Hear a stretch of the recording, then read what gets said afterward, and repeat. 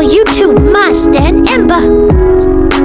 Kekayaan Abu Bakar sebelum dan sesudah masuk Islam.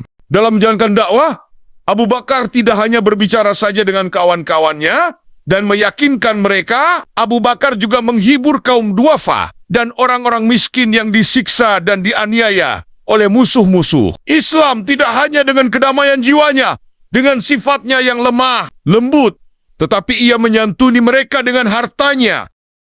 Abu Bakar menggunakan hartanya untuk membela golongan lemah dan orang-orang tak punya. Orang-orang yang telah mendapat petunjuk Allah ke jalan yang benar, lalu dianiaya oleh masu-masu kebenaran itu. Muhammad Hussein Haikal dalam As-Siddiq Abu Bakar menyobat ketika Abu Bakar masuk Islam. Hartanya tak kurang dari 40.000 dirham yang disimpannya dari hasil perdagangan. Dan selama dalam Islam ia terus berdagang dan mendapat laba yang cukup besar.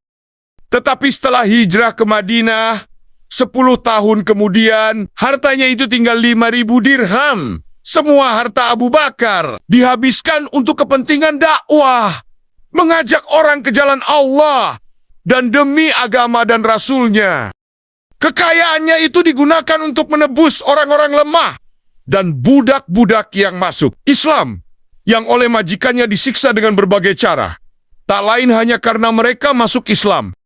Suatu hari, Abu Bakar melihat Bilal yang negro itu oleh tuannya dicampakkan ke ladang yang sedang membara oleh panas matahari dengan menindihkan batu di dadanya. Lalu dibiarkannya agar ia mati dengan begitu. Karena ia masuk Islam, dalam keadaan semacam itu tidak lebih.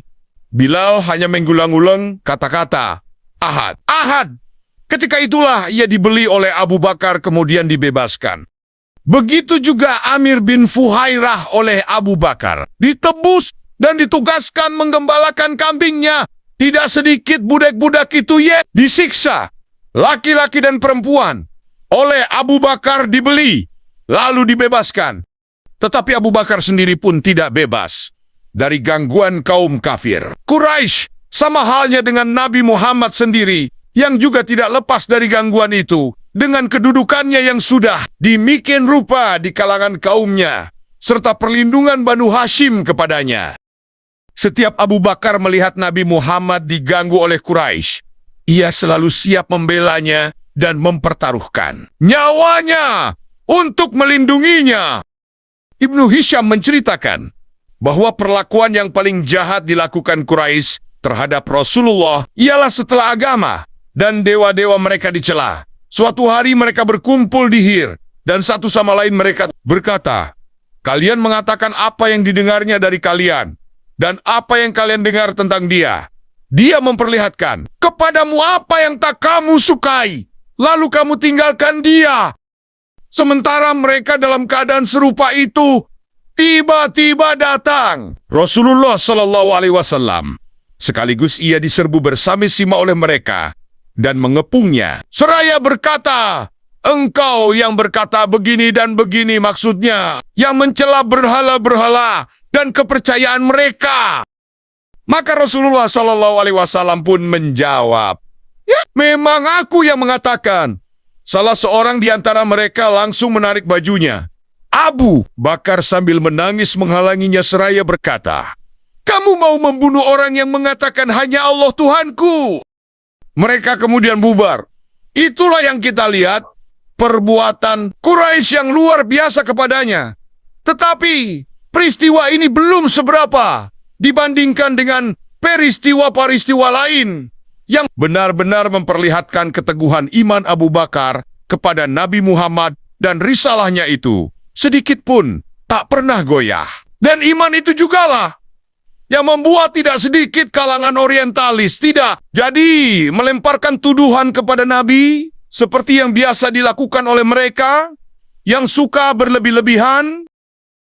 Dengan ketenangan dan kedamaian hatinya yang demikian rupa, keimanan Abu Bakar tidak akan sedemikian tinggi kalau ia tidak melihat segala perbuatan Rasulullah yang memang jauh dari segala yang meragukan. Terutama pada waktu Rasulullah sedang menjadi sasaran penindasan masyarakatnya. Iman yang mengisi jiwa Abu Bakar ini jugalah yang telah mempertahankan Islam, sementara yang lain banyak yang meninggalkannya. Tatkala Rasulullah berbicara kepada mereka mengenai peristiwa Isra, Nabi Muhammad berbicara kepada penduduk Makkah bahwa Allah telah memperjalankannya malam hari dari Masjidil Haram ke Masjidil Aqsa dan bahwa ia bersembahyang di sana oleh orang-orang musyrik. Kisah itu diprolog. Malah ada sebagian yang sudah Islam pun merasa ragu. Tidak sedikit orang yang berkata ketika itu, soalnya sudah jelas perjalanan kafilah. Maka Syam yang terus-menerus pun memakan waktu sebulan pergi dan sebulan pulang. Mana mungkin hanya 1 malam saja Muhammad pergi pulang ke Mekah. Tidak sedikit mereka yang sudah Islam kemudian berbalik murtad. Dan tidak sedikit pula yang masih merasa sangsi. Selanjutnya, sebagian dari mereka pergi menemui Abu Bakar karena mereka mengetahui keimanannya dan persahabatannya dengan Nabi Muhammad. Mereka menceritakan apa yang telah dikatakan Rasulullah mengenai Isra. Terkejut mendengar apa yang mereka katakan itu, Abu Bakar berkata, "Kalian berdusta. Sungguh," kata mereka, "dia di masjid sedang berbicara dengan orang banyak. Dan kalaupun itu yang dikatakannya," kata Abu Bakar lagi, "tentu ia mengatakan yang sebenarnya.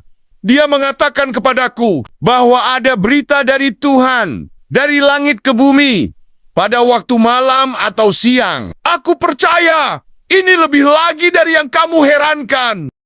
Abu Bakar lalu pergi ke masjid dan mendengarkan Nabi yang sedang melukiskan keadaan Baitul Muqaddas. Abu Bakar sudah pernah mengunjungi kota itu. Selesai Nabi melukiskan keadaan masjidnya, Abu Bakar berkata, "Rasulullah, saya percaya." Sejak itu, Nabi Muhammad memanggil Abu Bakar dengan Siddiq. Haikal menulis, pernah suatu kali orang bertanya dalam hati, sekiranya Abu Bakar juga sangsi seperti yang lain mengenai apa yang diceritakan Rasulullah tentang Isra itu. Maka apa pula kiranya yang akan terjadi dengan agama yang baru tumbuh ini akibat kesangsian itu? Dapatkah orang memperkirakan berapa banyak jumlah orang yang akan jadi murtad dan goyahnya keyakinan dalam hati kaum muslimin yang lain? Pernahkah kita ingat betapa jawaban Abu Bakar ini memperkuat keyakinan orang banyak?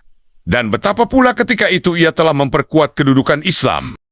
Kalau dalam hati orang sudah bertanduk-tanya, sudah memperkirakan dan sudah pula ingat, niscaya ia takkan ragu lagi memberikan penilaian bahwa iman yang sungguh-sungguh adalah kekuatan yang paling besar dalam hidup kita ini, lebih besar daripada kekuatan kekuasaan dan despotisme sekaligus.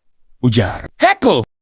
Menurut Haikal, kata-kata Abu Bakar itu sebenarnya merupakan salah satu inayah ilahi demi agama yang benar ini. Kata-kata itulah sebenarnya yang merupakan pertolongan dan dukungan yang besar, melebihi dukungan yang diberikan oleh kekuatan Hamzah dan Siddiq, orang yang selalu membenarkan, percaya, yang menerapkan kata dengan perbuatan, yang kemudian menjadi gelar Abu Bakar Al-Mujam Al-Wasid, orang yang mencintai kebenaran, yakni Nabi Ibrahim dan Nabi Idris. Quran ke-19 41, 56. Menyurat Haikal lagi, ini memang suatu kenyataan. Apabila di dalam sejarah Islam, Abu Bakar mempunyai tempat tersendiri, sehingga Rasulullah berkata, "Kalau ada di antara hamba Allah yang akan kuambil sebagai Khalil, teman kesayangan, maka Abu Bakarlah Khalilku. Tetapi persahabatan dan persaudaraan ialah dalam iman. Sampai tiba saatnya Allah mempertemukan kita."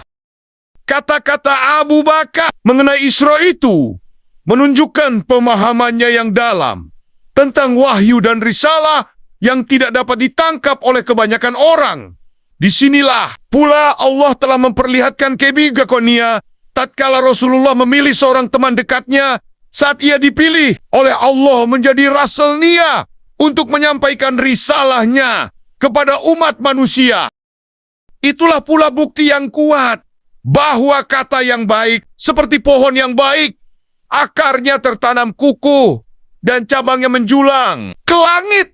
dengan jejak yang abadi sepanjang zaman, dengan karunia Allah, tak akan dikalahkan oleh waktu, tak akan dilupakan. Itulah kisah kekayaan Abu Bakar sebelum dan sesudah masuk Islam. Terima kasih sudah menonton. Semoga video ini bermanfaat. Subscribe, like, share, dan komen